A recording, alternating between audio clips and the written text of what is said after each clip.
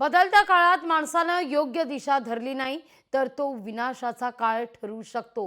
मात्र काळ ओळखून नीट पावलं योग्य दिशेनं टाकली तर मनुष्याच्या जीवनाचे नवीन उन्नत स्वरूप उभं राहतं। जगात असं स्वरूप भारतीयांच्या नेतृत्वाखालीच उभं राहू शकतं, असं वक्तव्य राष्ट्रीय स्वयंसेवक संघाचे सरसंघचालक मोहन भागवत यांनी केलंय।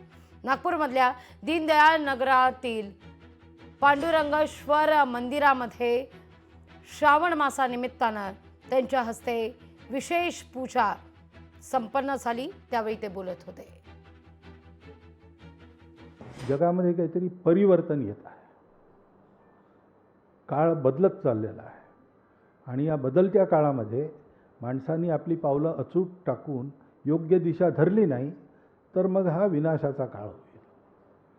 पण काळ ओळखून मनुष्यानी नीट दिशेने पावलं टाकली तर यातून मनुष्याच्या जीवनाचं एक नवीन उन्नत स्वरूप उभं राहील।